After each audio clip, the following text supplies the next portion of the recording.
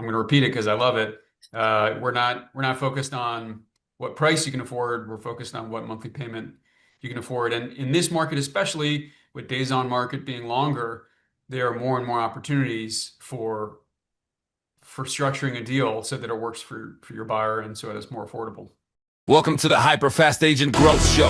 Get real strategies, real results, and real estate them differently. Lead generation, team building, AI, and more from billion-dollar agents, best-selling authors, international speakers, and real estate coaches. Kerry Shull and Dan Lesniak. Let's dive in! Welcome to the HyperFast Agent Panel Show. We are back with our special guest, Karl Svendsen, James Buckley, and Nick Bush. Welcome, guys. Thank you. Hello. All right, today we are going to talk about a couple different topics here. How big of an effect is the Zillow ban on private exclusives having? We've got that. We've got a couple predictions on the 2026 real estate market and narrower focus on the DC metro area, bright area for those of you on the East Coast, and prediction from Redfin on what will happen in 2026 with incomes versus the cost of living. So first up, let's take a look at the Zillow listing ban. I'll kick it over to you guys. What are your thoughts on this ban from Zillow where you can't pre-market homes and without and then go later on put it on Zillow? My thoughts are it doesn't benefit, it's seller choice, but the statistics show it doesn't benefit the seller or the buyer. It only serves as like hype to feed the hype machine for the people that are doing it. Um, my thoughts are the same as James. It doesn't benefit the seller to not be able to pre-market your property to agents and to the marketplace, right? I mean, I think a big part of the coming soon listing strategy is so you can get data on traffic, you can get people interested, you can fill up your open house. So it's positive. It's only positive for the seller and if you can like find a buyer before you even hit the market, you can create some. You can either get that sold quickly or you can create some competition. And I think overall the ban is a lot of noise, similar to the lawsuit, the compensation lawsuit. I think it's a lot of noise, and it's not going to have a major impact on the marketplace, I should say. I think it's an opportunity for real estate agents to show that they don't need Zillow. I mean, because if they can effectively market the house and sell the house without doing that, then it could work against Zillow if realtors really step up and show that they don't need it. Interesting. Well, Mike Del Prete, he's one of my favorite bloggers out there, puts out a lot of good information. He had this come out a few weeks ago, right? Zillow's listing ban and violation metrics. So, with all the headlines you're seeing and just probably millions of dollars on legal fees is going to be spent on both sides of this. And this policy first came out back in July. There's been a total of 48 listings banned by Zillow. I feel 43 of like them there've are. been more than 43 conversations about this. There has been a lot of conversations. Now they've sent out more notices of violations to agents. I think 1,100. That's down further, but so far only 48 listings have actually been banned from showing up on Zillow. It'd be interesting to hear from one of those agents, one of those listing agents, you know. So if you're listening to this, your listing has been banned by Zillow. I'd love to get you on the show and talk about how it happened and what the result was. Like, how long did it take to sell the home? But it's only been 48. Um, 20, just above 20 in October and 50 in November. So I think What do you one of think? Is the that going to balloon or is it just going to stay around that number? Yeah, I don't know. I mean, maybe they weren't releasing data on it. It looks like they started in July with a couple, no data for some reason in August, September. So, Hmm. um, yeah, maybe it'll go up. Interestingly enough, you look at the, by state, they break it down. It's happening more in DC and Maryland right now. Those are the top two states. So, Yeah. And that makes sense that it's happening more in DC and Maryland, because Compass has a major presence in DC and in the Montgomery County part of Maryland. And they have the private exclusive system that every Compass agent, I was a Compass agent, pitches to sellers. And I think that sometimes I think that Zillow is just trying to stay in the news because all of these things that they're doing are not having a major impact on the industry, right? The only thing it does for us is to have to explain to our consumers, to like the sellers, like, hey, this is what's happening in the news. This is the reality of the situation, which also doesn't affect us either if you can, articulate that correctly. So, um, I, more noise for the industry for no reason and little to no impact. I think it just continues to confuse the consumer.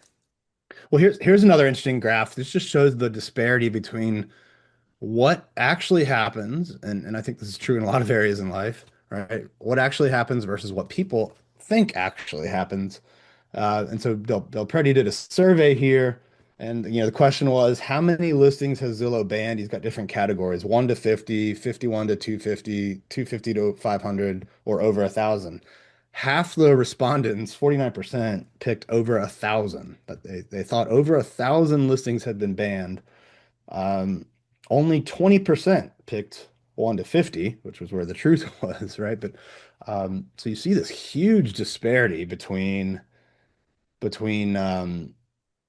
what happened and what people actually happened. And then you see Mike Del Preti's conclusion here, right? Zillow, bottom line, Zillow probably wants the number of banned listings to be as small as possible. So it's like they want the threat of this, but at the end of the day, they also realize they need the listings for their site traffic, right? I think this is overall. I think that if Zillow starts to ban listings, because like you said, Dan, they need the listings for their site traffic, right? But let's just say the Zillow ban goes crazy and there are a ton of listings banned. I think, like Carl said, it'll really it could work against Zillow, because their impact is that you can search for homes there. And there was a time where like there was no MLS, I guess, there was no Zillow, right? And homes were still selling in America. And so I feel like you know, even if your listing gets banned, um, your listing is still going to sell. And I also wonder, like, what's the timeline of the ban, right? Because you know how if you could put a house on the market, you take it off for 60 days and you can put it back on, and it shows as a new listing. Is there a timeline for the Zillow ban? So does it push somebody from, selling in April to selling in June?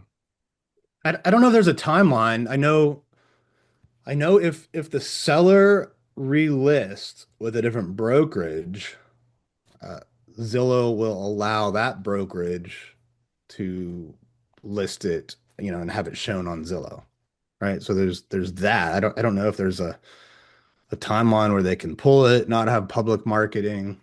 Um, but I think at the end of the day, like Zillow needs the listings.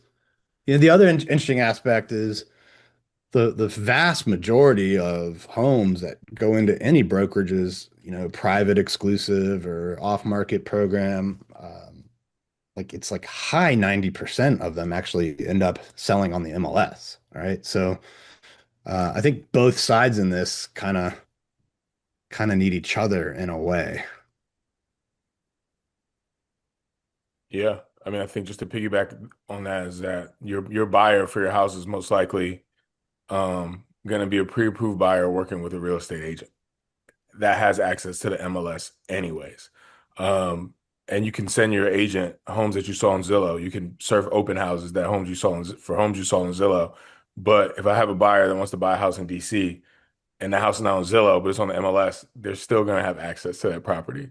And so unless most of the buyers are finding homes and going under contract via Zillow, it's not really even a big deal. Yeah, I think, my biggest takeaway on this, we talked about uh affordability a lot last show, right? Things that maybe could increase it on the government or regulation or industry side, right? Reducing regulations on building or the 50-year mortgage. Um, There's a lot of talk in the news about Zillow. I think at the end of the day, for most real estate agents, these things are all out of our control, and they and we can't really make an impact on any on any of these things, right? So in some ways, it's just a big distraction from agents from doing the things they need to do to proactively generate leads, right? If you're proactively calling, proactively marketing, right, reaching out to your database, reaching out to your sphere of influence, if you're focused on those things, uh, there's going to be a much bigger impact on your business than worrying about what Zillow or big brokerages are doing. But let's go back to, affordability. That was a big topic last week. We talked a lot about different things that are impacting that. Karl, what are you doing to help buyers afford homes, right? 'Cause prices are up, interest rates are higher. What are you doing to help buyers get into that home? Because doing that really has a big impact. There's different views and takes out there in the world on is a home really an investment? But at the end of the day, everybody needs a place to live. And worst case, you're locking in your cost of living and controlling that cost. And the people that are complaining about prices today, imagine what's going to be 10 years from now, right? Or 20 years from now if you don't actually lock in the price of your home, the price that you're paying monthly. If you look back 20 years ago, there were probably people in the early 2000s that thought that prices were expensive, that they bought anyway.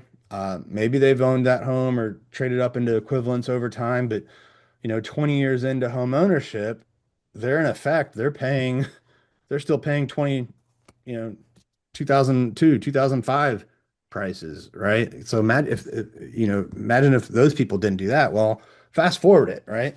Imagine if home prices do the same thing the next 10 to 20 years and you haven't locked in, you know, as home prices go up, so are rents, right? So Karl, what are you doing to help people that are squeezed right now and are trying to get into a home? What are you doing to make it more affordable for them? I think it starts with setting the right expectations and educating in the first conversation.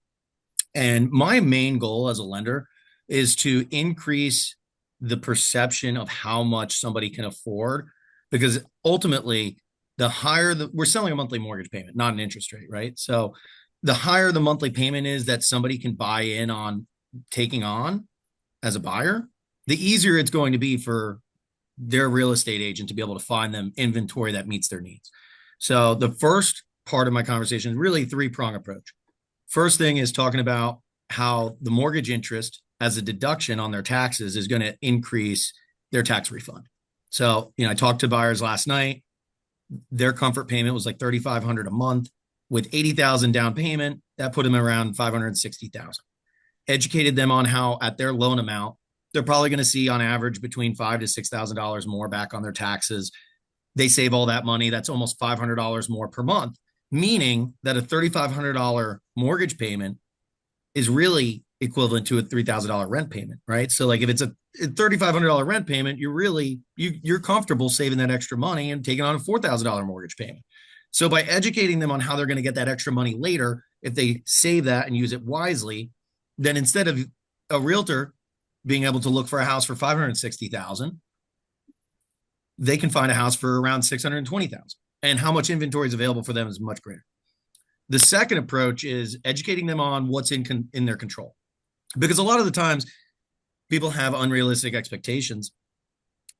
And so instead of me saying, hey, you have unrealistic expectations, I educate them on what they can control in their home purchase, which is qualities of the home, location, and their budget. So if the budget is non-negotiable, I just prep them for their conversation with their real estate agent of, hey, you want that $3,500 payment and that's non-negotiable. You need to be a little bit more flexible on what locations you're looking in and how big you want the house to be. And then the third part of the approach is talking to them about how sometimes it's just about how creative we get with structuring their deal. Like what does that look like from a negotiation standpoint with the seller? Do we take some money from down payment and apply that to getting lower interest rate? Do we ask for some money from the seller to get them a lower below market interest rate, right? So the reason I close with that third part is by letting them know, hey, yeah, we finished with 620 as your comfort number with a $4,000 monthly payment. But I don't want you to see a house at 650 and say, oh, it can't be done. It's going to be out of my budget. That's not necessarily true. Sometimes it's just about how we structure your deal. And I give them hope. So that way we have the opportunity to be a little creative instead of them just writing that house off. Carl and I have been working together with a buyer, and to make it more affordable, we've done just that. We've talked about exactly what credit would be needed from the seller to make that monthly payment work. And I'm going to repeat it because I love it. We're not focused on what price you can afford. We're focused on what monthly payment you can afford. And in this market, especially with days on market being longer, there are more and more opportunities for structuring a deal so that it works for your buyer and so it's more affordable. I think both of you guys are completely right. We're always mortgage payment shopping, never home price shopping. That's the first thing you need to consider. Carl and I, right now, we have a client who is pre-approved up to 550, and he went shopping, found a great house, and didn't love the mortgage payment, and so now we're in the lower price points. I think that I think that the biggest thing someone can do is to figure this out beforehand, is to get pre-approved early in the process. So some people are like, okay, um, my lease is up in January or February. It's time to, connect with the lender and start, getting pre-approved. I always tell people like it's good to have that conversation and actually do a pre-approval application 6 months out, so you can have the conversation about budget, down payment, closing costs, and all of the additional strategies that Carl mentioned to save you money in the deal. And it also gives the real estate agent a chance to explain to the client what's happening in the market now and what they expect to happen in the market, and kind of get them comfortable with what they need to do when they find a house.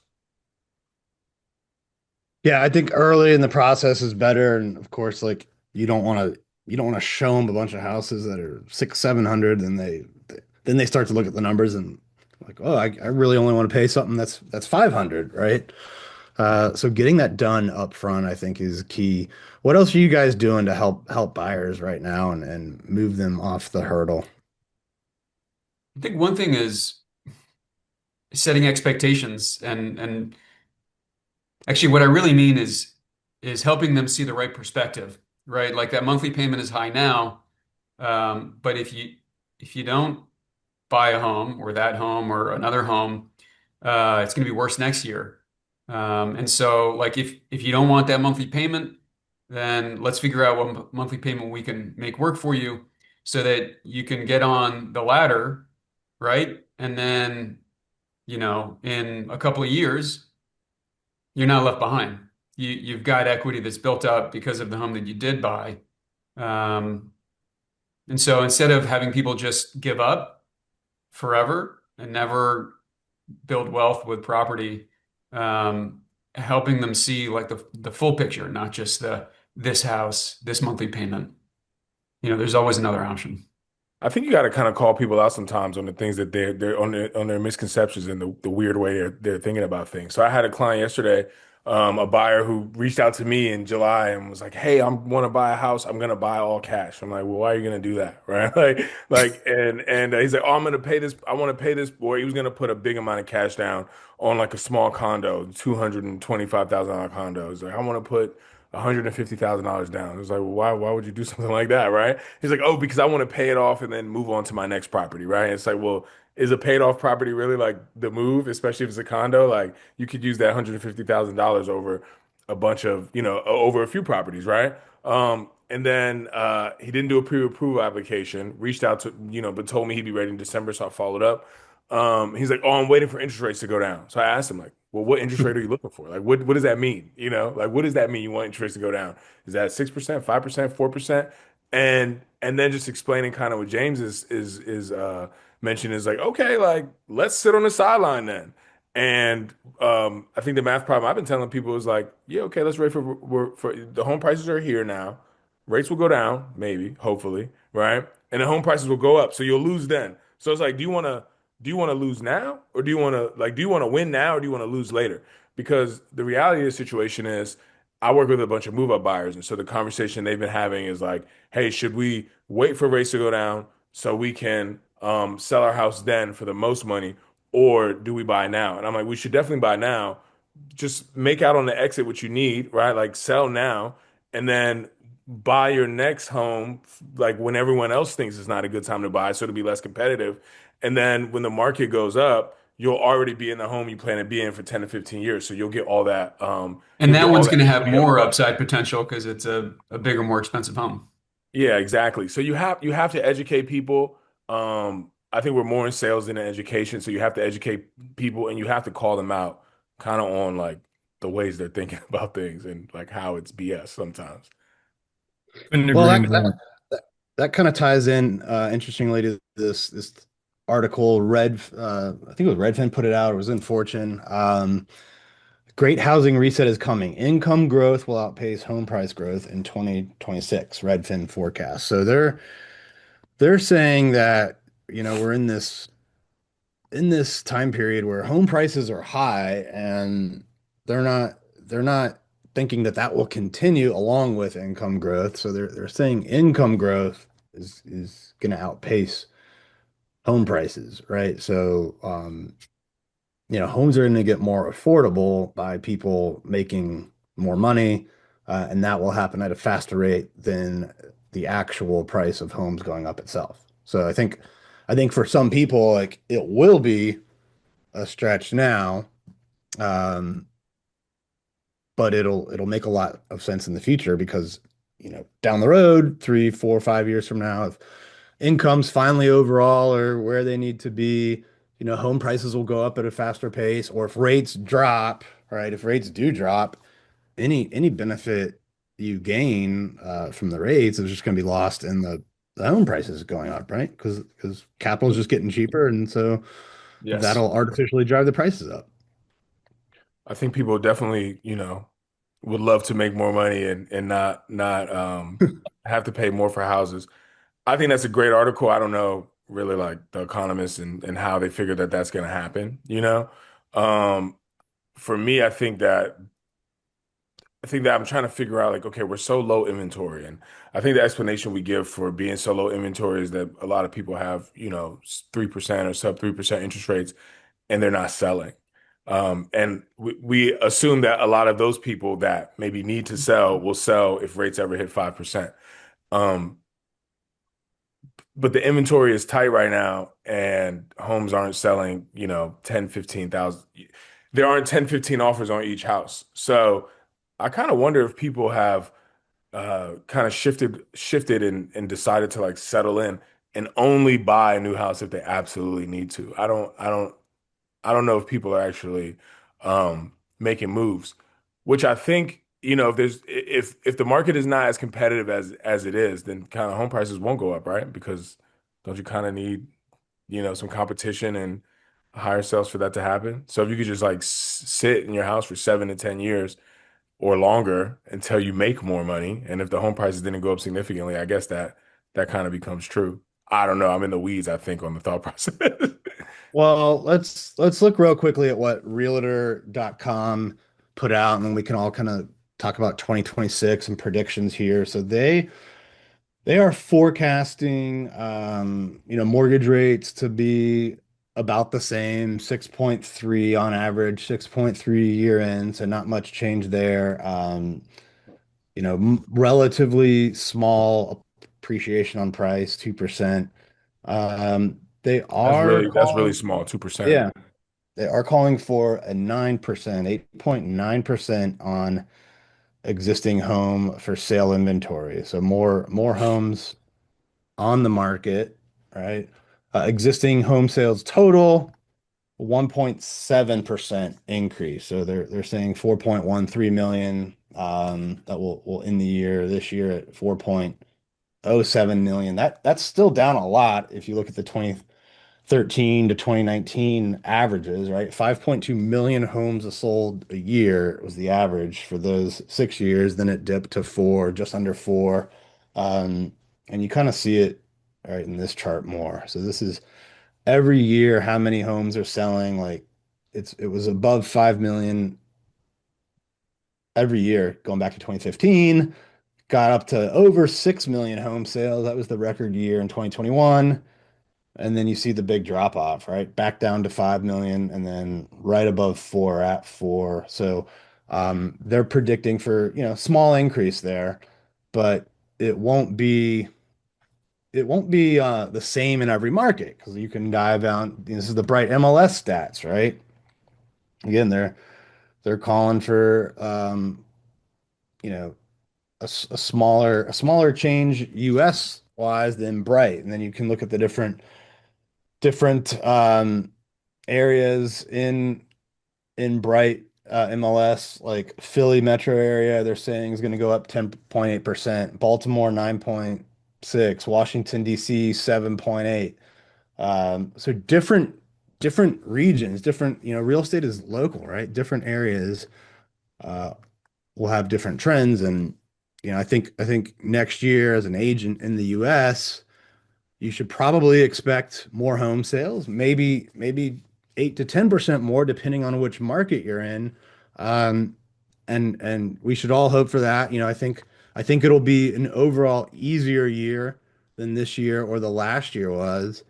I think as a agent though, right, you always want to think like, okay, these are the predictions that are out there.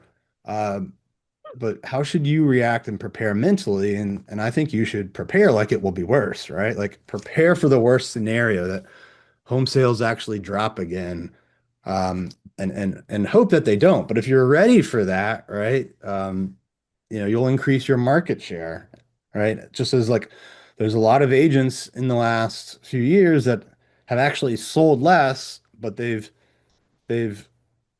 gained market share because their sales decline was less than the overall market. So prepare yourself for the worst and uh, be ready to gain market share no matter what happens. And then when that pop comes, maybe it's next year, maybe we're up 10% or 20% or who knows, maybe something crazy happens. We jump from 4 million to 5 million, right? In any scenario, declining flat or up, you're going to want to have more market share. So prepare for the worst and get more market share.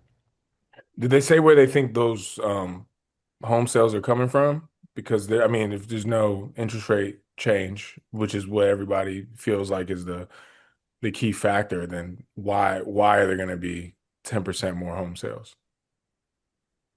I think people have been putting off their home sale, and I think that like there's that pressure building, right? People are like, "Oh, I can delay for a year. I'll hold on to this 3% rate for a year or a 2 year." And they're delaying like life events, right?